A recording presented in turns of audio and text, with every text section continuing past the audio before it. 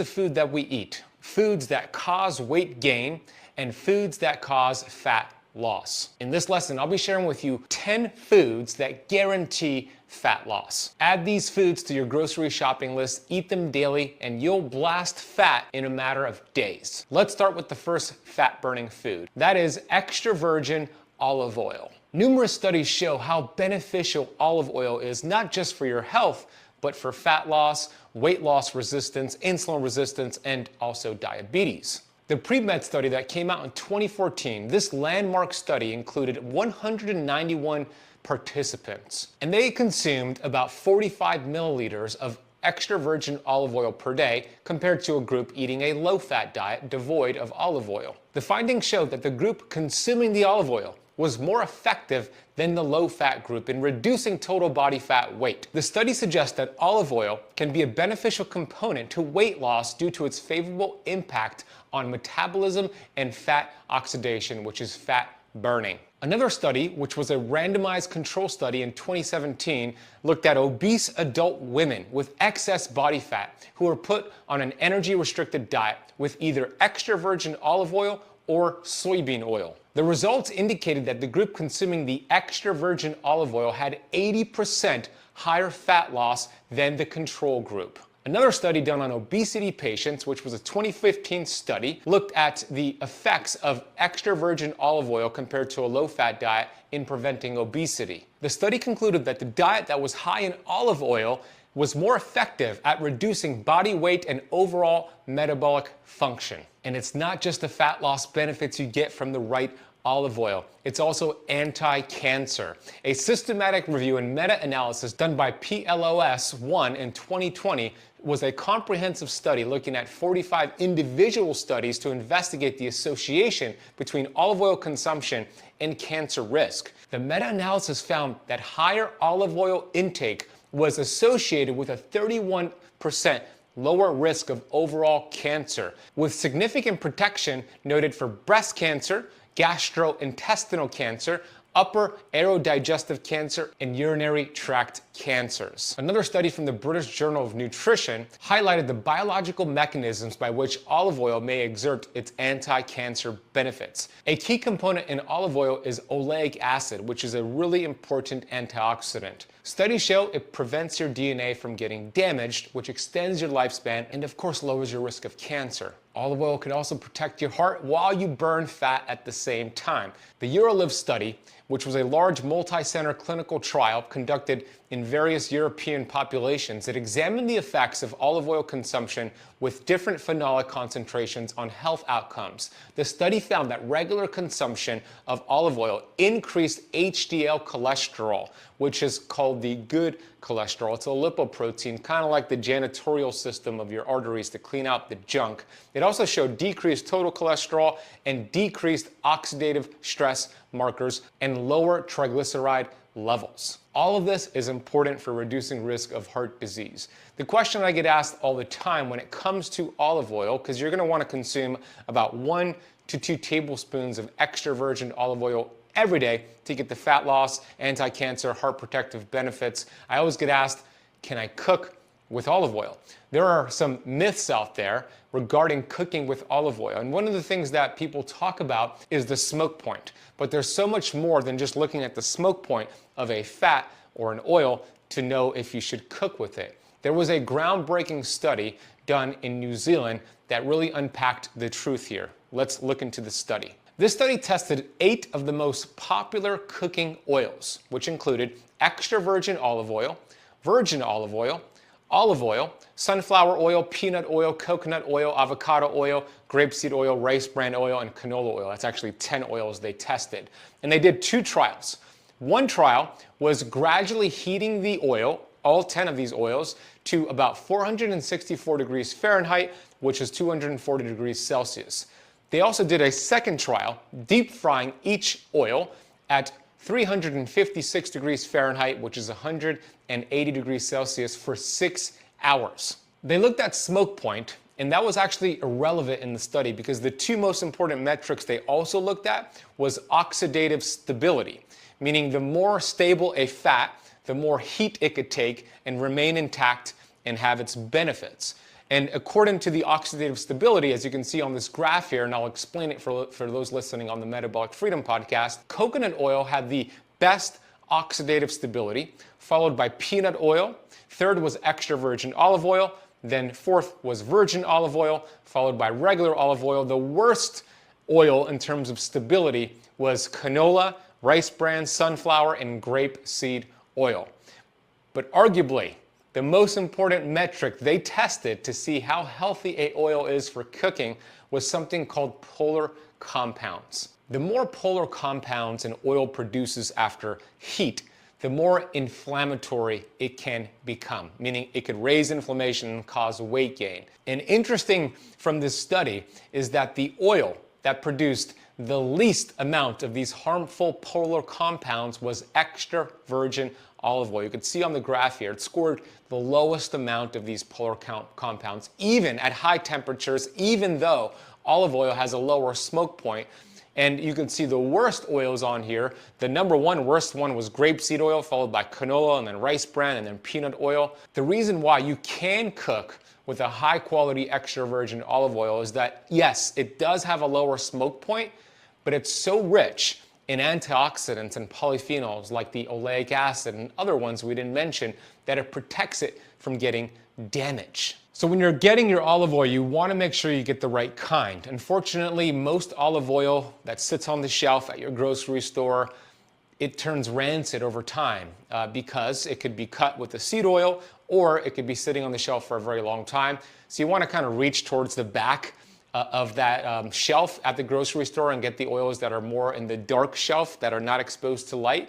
You also want to make sure it's in a dark glass bottle. It's 100% organic extra virgin olive oil, and even better, if you could find a company that produces the first harvest press, oh, you're going to get amazing benefits. And here's how you know if your olive oil is good or not. If you have olive oil in your pantry right now, go to your pantry and grab it, pour a tablespoon into a shot glass and take a shot of it. Then pay attention to what happens next. If it goes down smooth, then that's a red flag that it is not a high quality olive oil. What you want to see and notice is that it burns your throat, maybe makes your tongue a little fuzzy, and even better, makes you cough. If it burns and makes you cough, that's a sign of a high quality olive oil that's loaded with antioxidants and polyphenols and all the amazing factors we want in an olive oil to help you burn fat. Personally, I've been using the Fresh Pressed Olive Oil Club. They are hands down the best tasting, cleanest, best olive oil I've ever found. I use it to cook with. I put it in my salad dressings and dips. It burns your throat, makes your tongue fuzzy, could make you cough. They are fantastic. They're also first harvest pressed, which ensures even more antioxidants. And you could actually get a $39 bottle of the Fresh Pressed Olive Oil Club for just $1 over at ketocampoliveoil.com. I'll put that link down below, and I will also put all the studies I reference in today's lesson in the notes down below as well. The second fat-burning food is eggs with the yolk. Research suggests that whole egg consumption, including the yolk, may provide beneficial effects on insulin sensitivity, particularly in individuals with metabolic syndrome or with type 2 diabetes. And typically, when you have extra weight on your body, you have insulin insensitivity, which is called insulin resistance, and probably prediabetes or full-on diabetes. In this 12-week randomized controlled trial, participants consumed only 2 eggs per day, and it showed improvements in insulin sensitivity. The study also found that fasting glucose levels and insulin resistance significantly decreased in the group consuming eggs compared to the group that did not consume the 2 eggs per day. This is very important because what blocks you from burning body fat is insulin. And when you consume high quality eggs with the yolk, you could actually lower insulin, make insulin more sensitive, and allow your body to be in a fat-burning state. Another study showed that consuming 3 whole eggs per day as part of a low-carbohydrate diet led to improvements in lipoprotein profiles, which is your cholesterol profile, and greater reductions in insulin resistance compared to the yolk-free egg substitute. So you want to get at least 3 eggs per day to get these benefits, and how you cook the eggs and where you get the eggs from is also important, so let's discuss that. The best way to cook your eggs is with a soft scramble, poaching it, or with soft boiled eggs. You don't want to eat an egg that's overly cooked, like hard-boiled eggs or a regular scrambled egg. The more heat that an egg is exposed to, the more it is cooked, essentially, the more nutrients that is lost, the more nutrients that become lost. So you will retain the protein quality when you undercook your eggs, meaning you don't overcook them. It prevents it from getting denatured, and it increases the bioavailability of the nutrients in that egg. When you don't overcook your eggs, it maintains its healthy fats, which has a ton of omega-3 anti-inflammatory fats. It has a ton of antioxidants like lutein and zeaxanthin, and that's also preserved when you cook eggs the right way, and it minimizes the oxidation of that cholesterol, which is a bad thing. When you hear eggs cause heart disease, that's not true, but overcooking eggs and getting the wrong source of eggs and oxidizing that fat can be an issue. Not all eggs are created equal. We see marketing terms out there and there's a lot of confusion about cage-free, free range, and I want to help you cut through that noise. Avoid those marketing terms, cage-free and free range. While cage-free and free range sound good, they don't really guarantee that chickens had significant time outdoors or the healthiest conditions, and these terms can be misleading. So prioritize instead the terms pasture-raised and organic. Pasture-raised eggs come from chickens that are allowed to roam outdoors and eat a natural diet, which include grass and insects. They get plenty of sunlight. These eggs tend to be higher in omega-3 fatty acids, vitamin D, and antioxidants like lutein and zeaxanthin. You could also check for organic certification. Organic eggs come from chickens that are fed organic, non-GMO feed and are raised without any antibiotics or hormones. The brand I personally use at the grocery store is Vital Farms Organic Pastured Eggs. You should be able to find that at most grocery stores. The best option is to buy your eggs from a local farmer. We always want to support local farmers. The third fat-burning food is avocados. One of the key human studies done on avocado consumption and insulin resistance and fat loss was a 12-week randomized control study. And it was a trial that examined the effects of daily avocado intake on cardiometabolic risk factors. The study involved overweight or obese adults with insulin resistance and found that regular consumption of avocado improved markers of insulin sensitivity, which again is important for fat loss. Avocados are rich in oleic acid, which is one of the primary fats found in avocados. It's a monounsaturated fat that helps lower inflammation, also markers of inflammation like C-reactive protein and interleukin-6. That's important for fat loss because inflammation blocks your fat-burning hormones from doing its job. So by lowering inflammation, by consuming high-quality foods like avocados, you allow fat burning to take place. Studies also show avocados could normalize lipid levels. It's anti-inflammatory because it's rich in antioxidants. And these antioxidants in avocados are vitamin E, carotenoids, lutein, zeaxanthin. These antioxidants lower inflammation and oxidative stress inside of your body. Avocados also contain phytosterols, which have anti-inflammatory properties. These compounds help to lower the inflammatory response in the body, contributing to overall better joint health, cardiovascular, and metabolic health. You also can get a glutathione production with avocados. It helps to boost your glutathione levels, which is a very important antioxidant for your mitochondria, which helps with fat loss and energy production. So you want to aim to get about an avocado per day. Avocados are also loaded with phytosterols, which is great for inflammation, loaded with B vitamins, which is great for stress, and also loaded with potassium. We hear about potassium as one of the most important electrolytes out there, and it is true. It's very important for your body, and people think of bananas as having a lot of potassium, and it has some, but a Hass avocado has 2 times the potassium than a banana.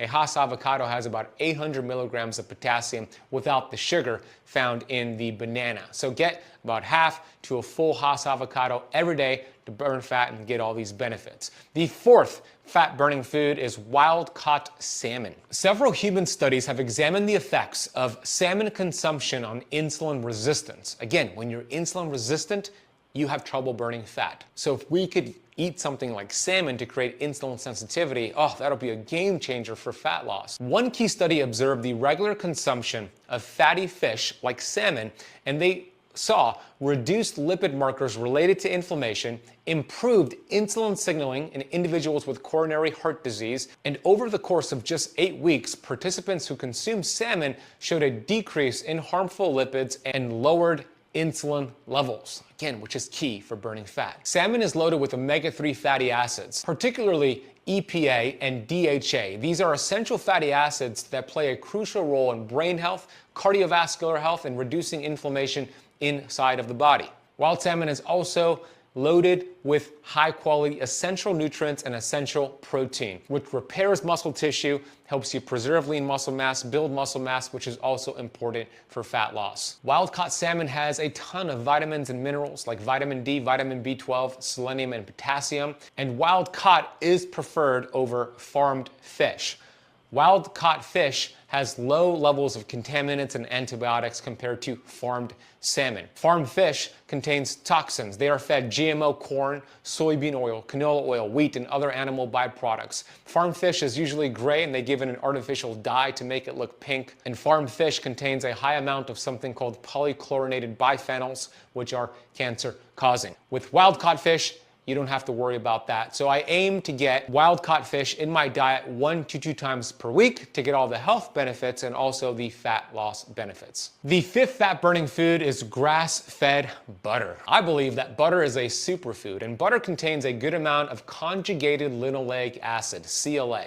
CLA is a type of polyunsaturated fat found naturally in meat and dairy products and also in some supplements, and grass-fed butter has a lot of CLA. CLA has been studied for its potential health benefits, particularly in the context of weight loss and fat reduction.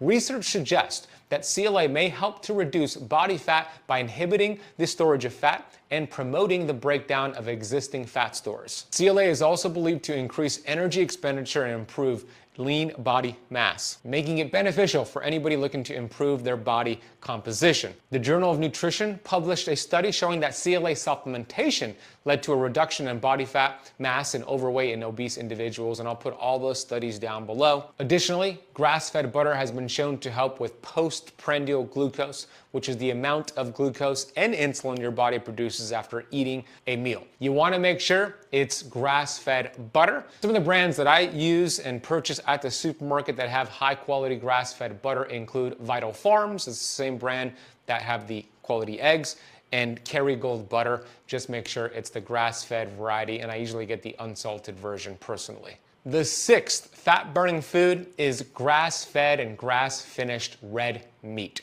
Grass-fed meat contains higher omega-3 fatty acids. So many people who struggle with weight loss and fat loss, it's partly because of inflammation. And when your omega-6 to omega-3 ratio is off base, you're going to have higher levels of inflammation.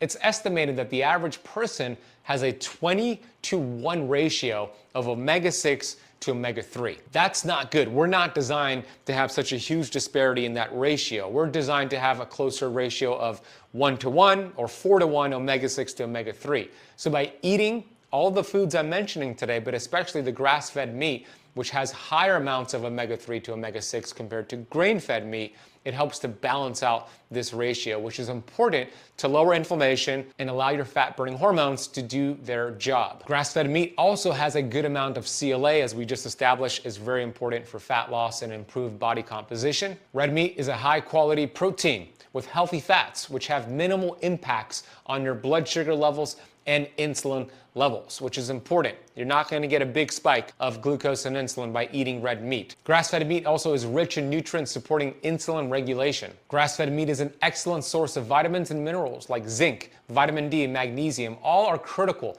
for insulin function and regulating blood sugar levels. Zinc, for example, plays a role in insulin signaling pathways, while magnesium helps to improve insulin sensitivity. Grass-fed meat is higher in antioxidants than grain-fed meat, especially antioxidants like vitamin E and glutathione. Vitamin E is one of the most important antioxidants for your cell membrane. Why is that important?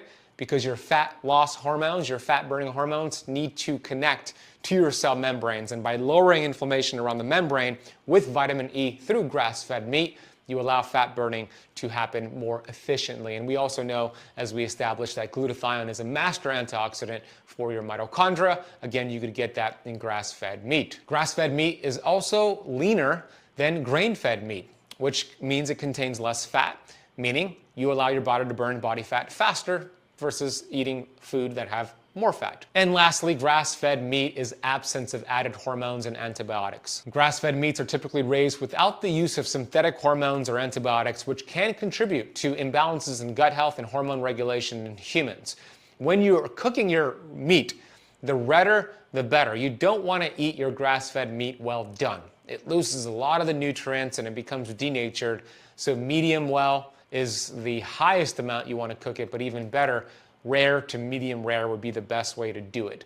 Personally, I get my grass-fed and grass-finished meat, wild-caught seafood, from a company called Wild Pastures. They deliver it right to my door in an ice pack, freezer pack. I put it in my freezer. I thought I cook it. They use grass-fed products, organic farming. They support regenerative farming. I'm a big fan of Wild Pastures. And you could get a special deal, not just a discount with Wild Pastures, but also some free gifts if you go to ketocampmeat.com, and I'll drop a link for that down below. The seventh fat-burning food is an oil called MCT oil. There are different types of MCTs, and MCT stands for medium chain triglycerides. It's a medium chain fat. We have long chain fats, we have short chain fats. This is a medium chain fat. There's C6, C8, C10, C12. The one that will get you the best fat loss results is C8, also called caprylic acid.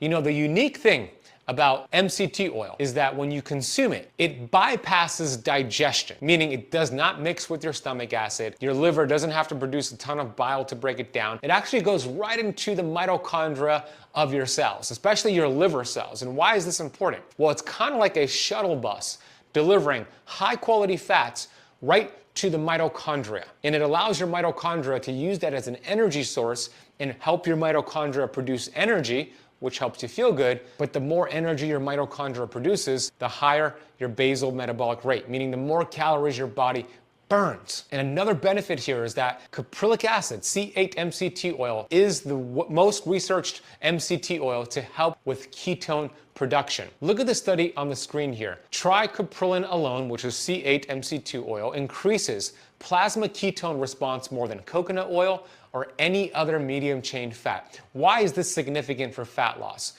When your liver is producing ketones from taking MCT oil, those ketones actually increase your metabolism. Those ketones also lower inflammation, make insulin more sensitive, lower blood sugar levels. We hear about the keto diet, but keto is not a diet. Keto is a metabolic process, and just by taking MCT oil, you should get some production of ketones going on and get all the benefits of ketones in your body.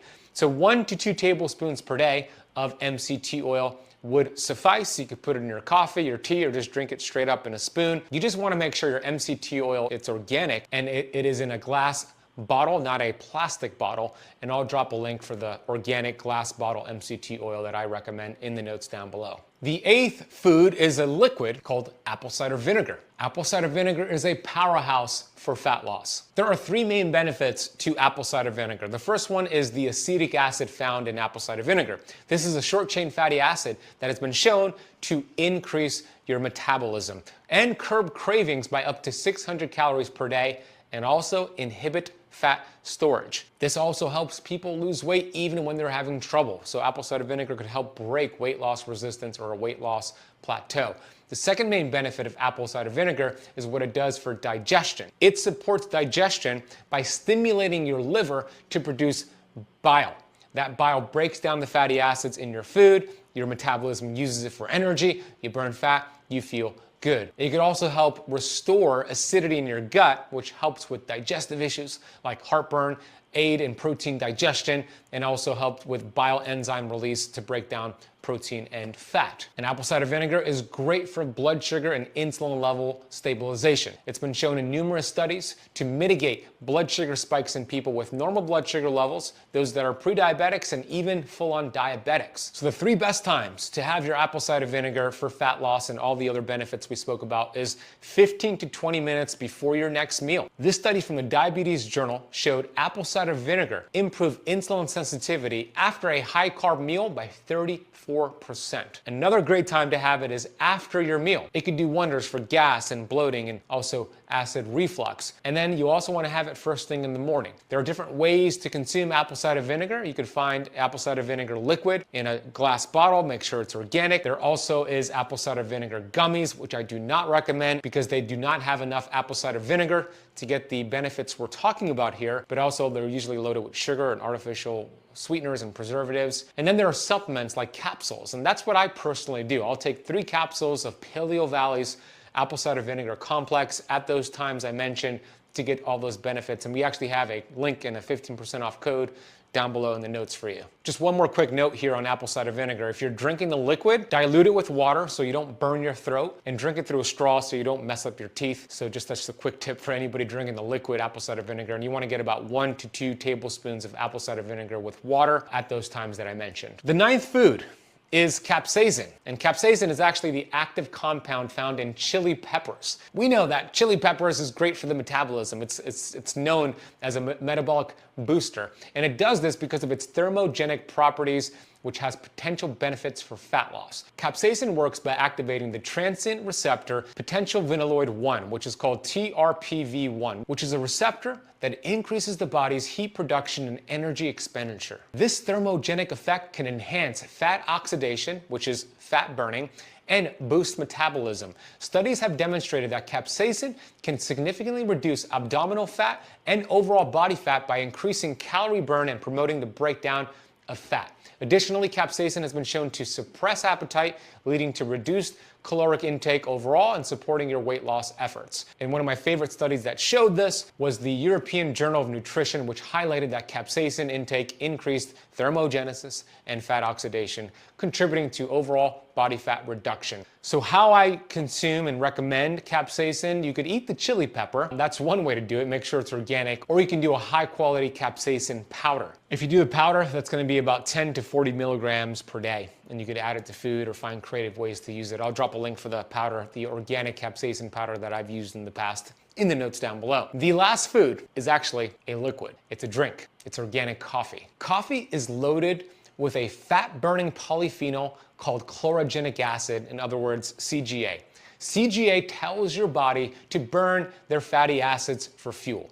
This is the same mechanism that statin drugs use to lower cholesterol without the potential side effects of a statin drug. CGA cuts cravings, suppresses your appetite, and activates the liver to produce more bile, aiding in detoxifying your cells, and it helps the liver produce and process fats and glucose more effectively. What a powerhouse. The CGA in coffee can really make a positive impact on your blood sugar levels. The effect of the blood sugar balancing act decreases your risk of metabolic syndrome and diabetes while inhibiting the growth of new fat cells. Working together with the caffeine in coffee, CGA helps to reduce belly fat by increasing the number of fat cells that are burned for energy. It even works while you're sleeping. Studies suggest that CGA reduces belly fat in overweight adults, including this randomized double-blind controlled trial that I'll link down below. CGA has been associated with antioxidant, antiviral, antibacterial, anti-cancer, and anti-inflammatory activity, and others that reduce the risk of cardiovascular diseases, type 2 diabetes, and Alzheimer's disease. When digging into the research on coffee and CGA, I was just blown away. Here are some of the things I found. That coffee, CGA in coffee, high quality coffee, can prevent cardiovascular disease. The study showed that consuming high CGA coffee may improve postprandial blood flow and endothelial function, meaning chlorogenic acid may reduce some of the risk factors for cardiovascular disease and atherosclerosis. CGA also showed a reduction in inflammation. Study said CGA may help to lower levels of inflammation over the long term, prevent chronic disease. It also improves glucose regulation. We know that's important for fat loss, so having a diet rich in CGA, like from coffee, can regulate blood sugar levels, which is beneficial for losing weight and reducing the risk of diabetes. CGA also helps with blood pressure. This study showed that chlorogenic acid may benefit a person's blood pressure by causing a statistically moderate reduction in diastolic and systolic blood pressure during the ingestion period. But here's an important thing when it comes to coffee. It needs to be the right coffee beans. Medium roast or light roast would be the best, which means it has a lot of CGA. Once the beans are roasted beyond medium, they've lost about 75% of their fat-blasting polyphenol CGA. You also want to make sure the coffee is organic, even better, grown in high altitudes, which makes them have even more antioxidants and polyphenols. And you also want to make sure you're buying it from a company that tests for contaminants like heavy metals and pesticides and mold. Coffee is loaded with that. So you won't get these benefits going to Starbucks or Dunkin' Donuts. You got to make sure it's an organic, medium roast. Personally, I drink Purity coffee. I had some this morning. They're organic. They have a medium roast. It's grown in high altitude. It's the best coffee that I've ever had. If you go to ketocampcoffee.com, you can check them out and use the coupon code KETOCAMP for 15% off your Purity coffee beans. Now let's get to some of the questions you submitted on this topic, which is the first question. What are the worst foods that contribute to weight gain? Yeah, that's important too, because it's not just a matter of eating fat-burning foods. It's also a matter of removing fat-gaining foods, essentially. So you want to make sure you are avoiding the following foods that are highly inflammatory. They block your fat-burning hormones from doing their job. They lead to chronic disease. And the first list is bad fats. These are industrialized seed oils called polyunsaturated fatty acids that have been processed. When you consume these rancid fats, they are going to be inflammatory inside of your body. That's because they're already rancid before you consume them. And then you heat them up, they make them even more rancid. And essentially what's happening at the cell level, it's creating inflammation around the cell membranes, blocking your fat burning hormones from doing their job. It's kind of like biting into an apple, leaving that apple on the counter, coming back a few hours later, and you look at where you bit the apple, and it turns brown. That's oxidation. This is the same thing that happens to your cells when you consume these bad fats. I remember interviewing my good friend, Dr. Kate Shanahan, who's a medical doctor. She is also a New York Times best-selling author. She used to be the nutritionist for the Los Angeles Lakers when Kobe Bryant used to play. And I asked her 3 questions. I said, Dr. Kate, which scenario is going to lead to disease faster? And I gave her 3 different options. One of those options was vegetable oils, and you would not believe her response. So check this out. I'm gonna play this clip for you. 3 vices. I'm gonna smoke cigarettes each day. Option 1. I'm going to eat sugar, high amounts of processed sugar each day. Option 2. Or I'm going to eat vegetable oils each day. Which option is worse? Eating the vegetable oil each day. That was easy. You don't build your body out of parts that you inhale. With cigarette smoke, it's the toxicity begins and ends with the beginning and end of your cigarette. With vegetable oils, or say a French fry, there's toxins in the French fry, but then there's also unoxidized polyunsaturated fatty acids that are going to end up in your body fat. And that's where we get to a whole other layer of metabolic impacts that go beyond just the direct toxic effects and start to get into what we touched on earlier with, well, what does it mean when your body fat is full of stuff that your mitochondria can't use for energy? So that's why it's worse than cigarettes. And it's worse than sugar too, because, sugar is empty calories, but empty calories build body fat.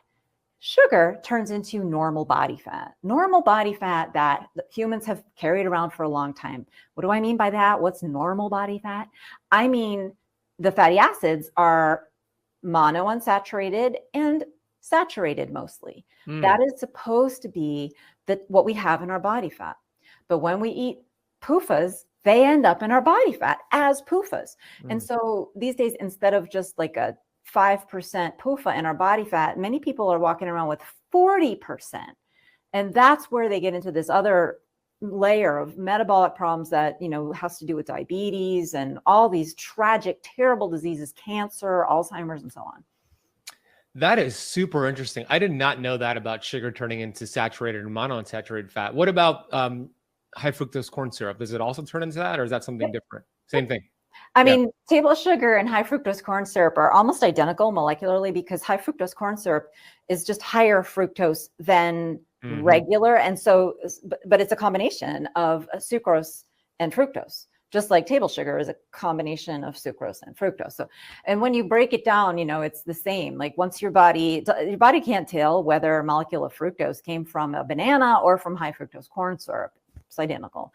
So it's really, when it comes with sugar, it's like the total amount, right? So I don't advocate, you can get all the sugar you want as long as it comes from fruit. No, Yeah. Dr. Kay Shanahan is absolutely correct. The reason why these vegetable oils are worse than sugar and smoking is because they stay in your body for a very long time. The half-life is about 680 days. That means if you stopped eating them today, about 680 days later, half of these fats will still be in your body fat, creating havoc, creating inflammation. Dr. Martin Grutfeld had a recent study showing that a 5-ounce serving of French fries cooked in vegetable oil produce the same amount of aldehydes as 20 to 25 tobacco cigarettes. What are aldehydes? These are carcinogenic compounds that create inflammation and disease. When you smoke cigarettes, you get aldehydes. When you eat vegetable oils, you get aldehydes. So the study showed that essentially one French fry, if you ate one French fry fried in vegetable oil, that's equivalent to smoking one tobacco cigarette. That is insane. So allow me to give you a list of these bad fats so you can avoid them, because they will sabotage your results here. But you know what? Before I even give you that list, I need to drill this point even further. If you just watched how, for example, canola oil, which is one of these bad fats, these vegetable oils, if you just see how it's processed, how it's created, you're gonna see how disgusting the process is. I don't know if you ever saw the process. I'm gonna show it to you right now, and if you're listening on the podcast, just listen to it. Check out how canola oil is made. Check this out. The seeds enter a roller mill. They pass between two steel rollers, which crush them into thin flakes. A conveyor then feeds the flakes into a screw press. It has a large revolving screw-shaped shaft enclosed within a slotted cage. As the shaft turns, its threads squeeze the flakes with high pressure, forcing out the oil, which then drains out through the slots. The remainder is still trapped in the pressed flakes, now referred to as canola cake. The cake exits the other end of the press and moves on to a second extraction. This one, a 70-minute wash with a solvent. This chemical extraction process removes all but a trace of oil. The factory then grinds the cake into protein-rich meal, which it sells as animal feed. First, they wash the oil for 20 minutes with sodium hydroxide. During this wash cycle, they spin the oil at high speed so that the centrifugal force separates the natural impurities, which the factory later sells to soap manufacturers. After this cleaning process, the canola oil is visibly clearer. However, it still contains natural waxes, which make it look cloudy. So the next step is to cool the oil to 5 degrees Celsius. This thickens those waxes so they can be filtered out. The waxes don't go to waste either. The factory uses them to produce vegetable shortening. In the factory's lab, technicians recreate production on a small scale to ensure performance and quality.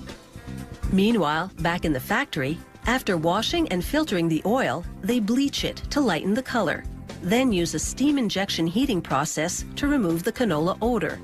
The oil is now fully refined and ready for bottling. That is disgusting, isn't it? Yeah, that's awful, and people are eating that. And these vegetable oils, by the way, are in 80% of our food supply. So here's a list of the ones you want to avoid. Canola oil, called rapeseed oil in the UK. Corn oil, cottonseed oil, soybean oil, safflower oil, sunflower oil, rice bran oil, grapeseed oil, and refined peanut oil. Avoid these as much as possible. When I go to restaurants, I tell the server at the restaurant that I'm allergic to these oils. Why do I say that? Because 95% plus of restaurants use these oils, even healthy restaurants. And if you go to the Whole Foods supermarket, that hot food bar is loaded with these bad fats. They're everywhere. So I tell them I'm allergic. Actually, I show them my seed oil allergy card, which shows the bad fats you're allergic to and the healthier swaps, and they accommodate. It works like a charm. You don't want to take the hit because that's a lot of years those fats stay in your body. You could get this seed oil card for free over at seedoilcard.com. It's my gift to you. But there's a second food you want to avoid. It's actually an ingredient called high fructose corn syrup. If you consume high fructose corn syrup, it will create inflammation, fatty liver disease, and weight gain. We've all heard of the mitochondria within your cells. It's the battery pack that is within all of your cells. It's responsible for fat loss and other important functions as well. And high fructose corn syrup is poison to your mitochondria. When you have healthy mitochondria, it produces a good amount of ATP, which is energy. Where you produce energy, you burn fat, and feel good. When you're consuming high fructose corn syrup, you have unhealthy mitochondria, which lowers energy production, lowers your metabolism, and leads to weight gain. High fructose corn syrup does not trigger the same feelings of fullness as other nutrients, leading to increased food intake. This lack of satiety can cause individuals to eat more than necessary, contributing to weight gain. High fructose corn syrup can lead to insulin resistance, a condition which we established where your body's cells become less responsive to insulin, leading to more fat storage. Fructose, which is a major component in high fructose corn syrup, is primarily metabolized by the liver. About 90% of fructose is metabolized by your liver. Excess fructose consumption can lead to a conversion of fructose into fat, contributing to liver fat accumulation and overall body fat. High fructose corn syrup can disrupt normal metabolic processes, leading to issues like metabolic syndrome, which include a cluster of conditions like increased blood pressure, high blood sugar levels, excess body fat around the waist, and abnormal cholesterol levels. High fructose corn syrup will lead to higher levels of triglycerides in the blood, which is a type of fat. Elevated levels of triglycerides will promote fat storage, weight gain, especially belly fat. And lastly, on high fructose corn syrup, it can lead to oxidative stress and inflammation in the body. And we know chronic inflammation is linked to obesity, and it will hinder your fat loss efforts. So make sure you're not consuming the seed oils or the high fructose corn syrup, and then add those 10 fat burning foods, and you're gonna melt fat off your body quickly. Next question is this: are there any other tips, any other things I can do to accelerate fat loss? Yeah, you can. Here's a free tip. Get at least 8,000 steps per day through walking. Walking, I believe, is the king of fat loss, the king, the queen, and everything in between. If you're not getting at least 8,000 steps per day, it's gonna be really difficult to burn stubborn fat and to get lean. It's not just about the weight loss though, it's about overall health, longevity, and anti-aging with walking. Check out this recent meta-analysis published by the European Society of Cardiology and the University of Massachusetts Amherst. They highlighted the significant health benefits of walking between 5,000 to 7,000 steps per day. The study, which analyzed data from 15 studies involving nearly 50,000 participants, found that walking at least 7,000 steps per day reduced the risk of all-cause mortality by 50 to 70% compared to those who walked fewer steps. So your goal here is to get at least 8,000 steps per day and to walk at the right time. The best time to go for a walk is after your meals. Here's why. When you eat a meal, it will raise your blood sugar levels. The higher your blood sugar levels go after eating a meal, the more insulin is required by your pancreas to be pumped out, and the more fat you're storing. This is measured through postprandial glucose. Postprandial means after eating. The higher your blood sugar, the more fat you store. With walking after a meal, it's one of the best ways to blunt that postprandial glucose response. By going for a 30-minute walk after a meal, it's one of the best ways to blunt that blood sugar spike after eating, meaning less insulin required, going right back into a fat-burning state. And this is not hypothesis. Numerous studies show this. One of my favorite studies is this one. It's called The Effects of Postprandial Walking on the Glucose Response After Meals with Different Characteristics. Here's the results of this study. Postprandial brisk walking substantially reduced the glucose peak in both studies, with no significant differences across conditions. When evaluating the glycemic response throughout the 2 hours post-meal, postprandial walking was more effective after consuming a low carbohydrate meal, a mixed carbohydrate meal, and even a high carbohydrate meal. It said although higher glucose levels were observed with the higher glucose carbohydrate meal, our findings show that a 30-minute brisk walk improved glycemic responses after meal. It didn't matter what they ate, they saw a benefit. So get 8,000 steps a day, and going for a walk after all your meals is going to help with fat loss. Now you know the 10 foods to burn fat, the foods to stay away from that cause weight gain, and why walking is the king of fat loss. If you found this video beneficial, you're gonna love a recent video on the carnivore diet and carnivore hacks that you can utilize to burn fat. Check out this clip. I'll see you in that next video. And what is the best diet to burn fat? And here's the answer: the carnivore diet. Whether you're currently following a carnivore diet or thinking about doing it, I'm gonna share with you 5 weight loss hacks for the carnivore diet you need to know right now. These tips work so well, you can lose up to 20 pounds in the next 30 days and feel like an absolute health rock star.